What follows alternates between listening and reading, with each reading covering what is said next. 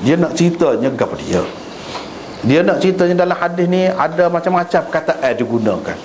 Ada tawasyuh, ada guna istimal, ada guna iltihaf, ada guna mukhalafah bainat tarafain. Macam-macam kataan digunakan di dalam hadis untuk berselimut dengan satu kain dalam sembahyang. Macam-macam ada dan sebut dalam hadis. Apa hakikatnya? Hakikat dianya ni lah. Hakikat dianya iaitu menyilangkan tepi kain di atas bahu, tudung bahu. Hak ni bawa ke bawah ketiak, mari tudung sini. Hak ni bawa ke bawah ketiak, mari tudung adik ni. Itulah hakikat dia. Dengan ikat kau di belakang, kau di depan, kau di mana-mana, tak kisah kau tu. Tetapi tutup semua tubuh. Tutup semua tubuh dan tangan di luar. Hak itulah hakikatnya. Walaupun lafaz itu berbeza-beza, tetapi maksud dia sama. Hak tu hak naknya.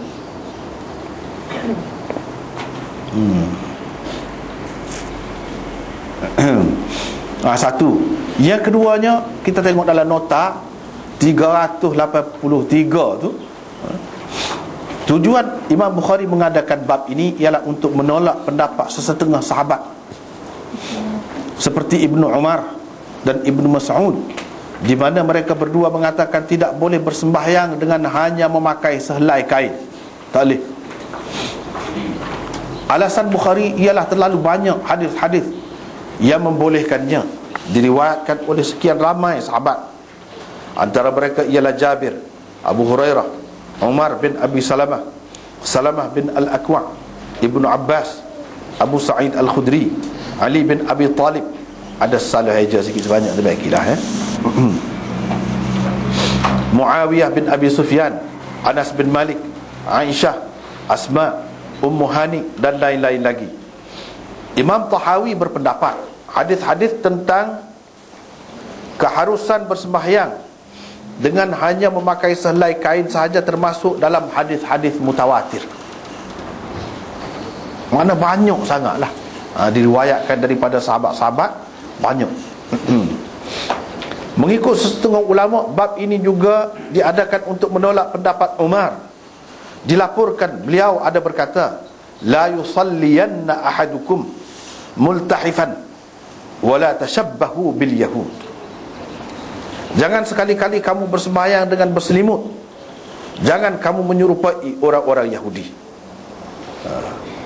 Ada juga orang kata Imam Bukhari buat tajuk ni dia nak tolak pendapat beberapa orang sahabat, termasuk Sayyidina Umar. Tetapi hak berkenaan dengan Sayyidina Umar tu tak berapa tepat untuk dikatakan dia nak tolak pendapat Sayyidina Umar. Sebab Sayyidina Umar tidak berpendapat begitu pun.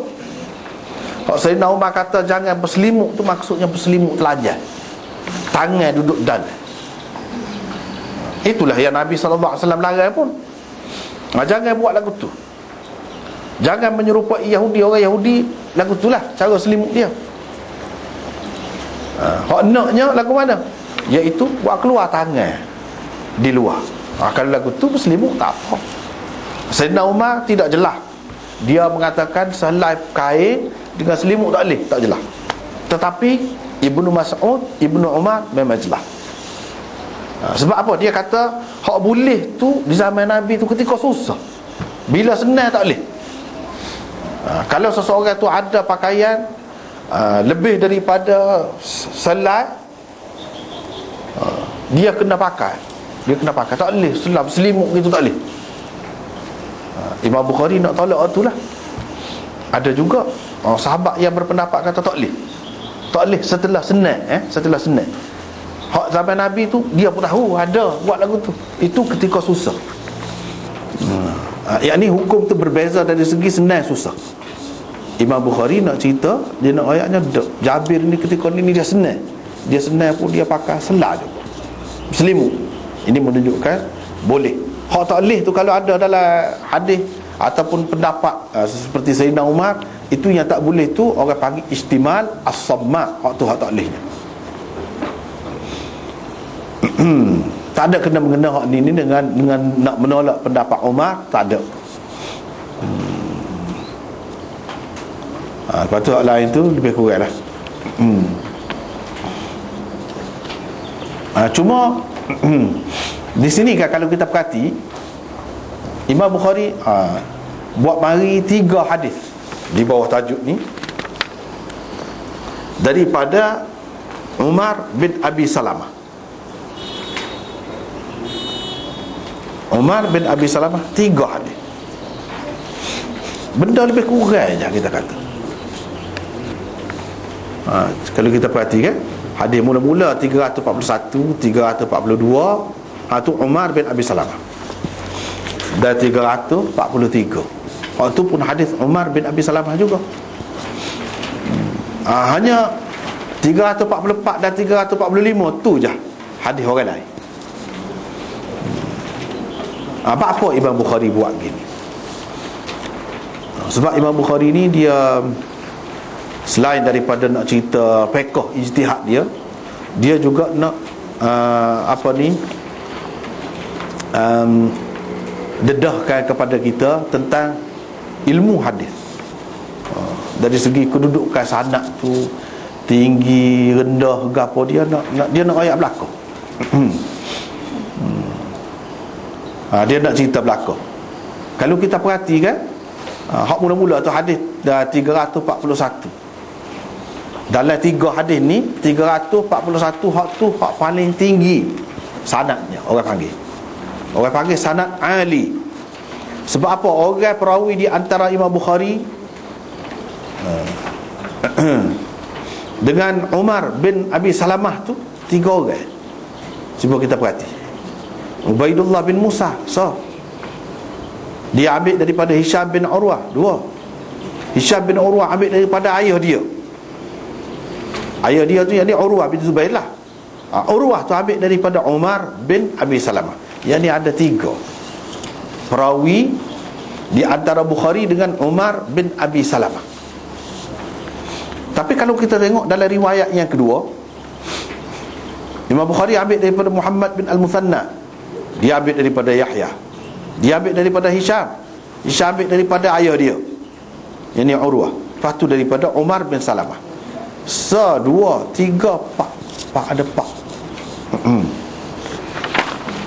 Kalau kita perhati hadis yang ketiga pula gitu juga.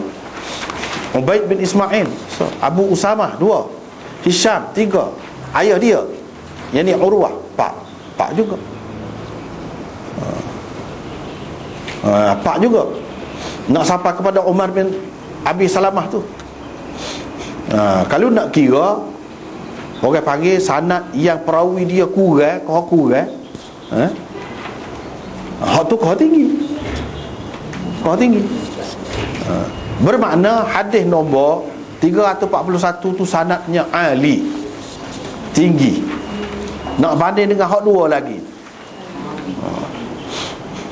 Tapi apa tujuan Imam Bukhari buat mari setelah ada hak tinggi dia mari lagi hak rendah, hak kurang sikit, kurang dari segi bilangan dia tu lah. Dari segi bilangan tu jadi hadis itu orang panggil hadis nazil, kurang dari segi tu.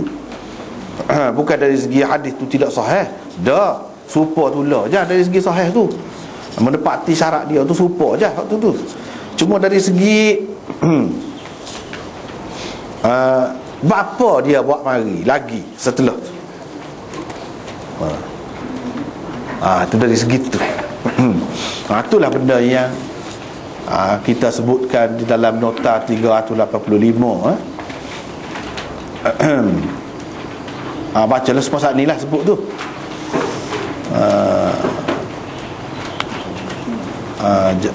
Kita ambil tengah lah. Jadi untuk apakah sebenarnya 2 hadis yang sanadnya safil, rendah, dibawa oleh Bukhari selepas membawa hadis yang sanadnya ali? Apa tujuan?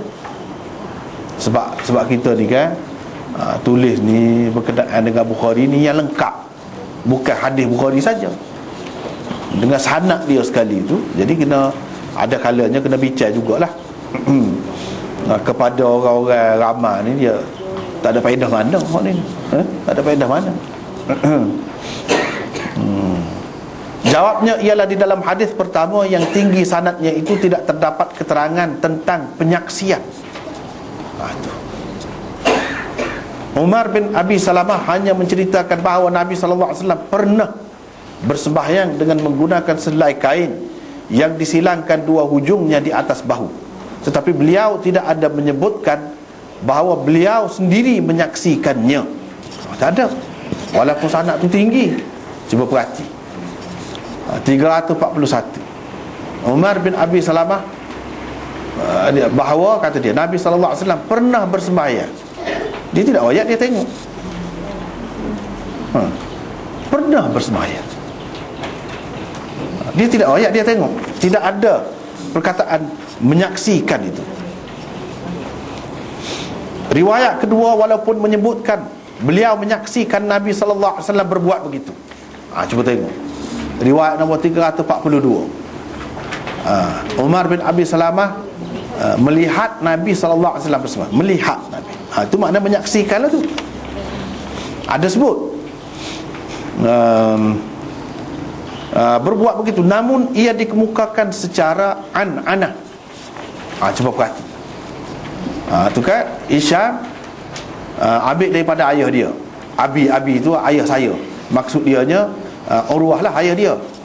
Ayah dia Urwah tu ambil daripada Umar bin Salamah, an Umar bin Abi Salamah, an. Tu orang panggil riwayat kalau dengan an begitu, riwayat secara an-anah. Riwayat secara an-anah kemungkinan terputusnya sanad tetap ada di dalam riwayat yang dikemukakan secara an-anah. Itu mengikut kaedahnya. Boleh jadi putus. Kalau putus jadi dhaif. Kerana itulah Imam Bukhari membawa pula selepasnya riwayat ketiga yang dapat menghilangkan kesemua kekeliruan yang mungkin timbul. Justru riwayat ketiga dikemukakannya dengan adanya keterangan Umar bin Salamah memang telah memberitahu, orang panggil at-tasrih bil ikhbar. Itu dalam istilahnya, memberitahu Urwah bahawa beliau telah melihat Rasulullah SAW dan seterusnya. Cuba kita perhati riwayat yang ketiga.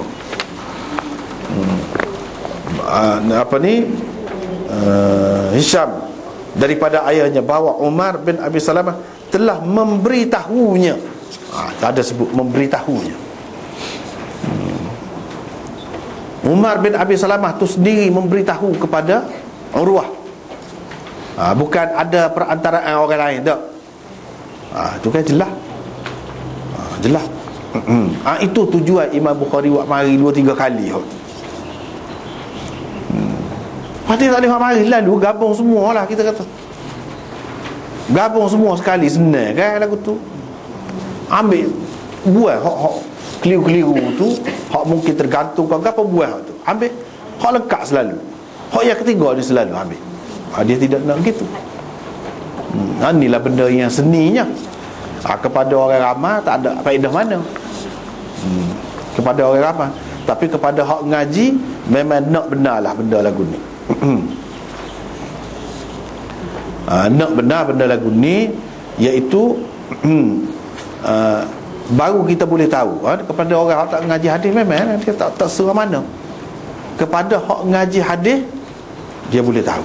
Ni kan, ni cuba perhati, Imam Bukhari ambil hadis 341 hak mula-mula, hak tinggi sekali, daripada Ubaidullah bin Musa. Hadis yang kedua 342 dia ambil daripada Muhammad bin Al-Muthanna. Hadis yang ketiga dia ambil daripada Ubaid bin Ismail. Dia nak cerita ke dia nak ceritanya hak dia ambil daripada tu guru dia ni memang lagu ni. Masih hak ni royak gini. Dia riwayat secara anak-anak. Hak ni riwayat Nabi SAW pernah bersembahyang, gitu saja. Pernah bersembahyang, tak ada sebut kata dia melihat seperti riwayat yang kedua. Dalam riwayat yang ketiga dia nak ceritanya, dia bentangkan, dia kemukakan hadis ni sepertinya dia terima daripada tok guru dia. Perbezaan lafaz gapo, lafaz dalam sanad, lafaz dalam matan itu berpunca daripada perbezaan tok guru. Perbezaan tok guru tu hak mana hak sebenarnya tidak jadi soal.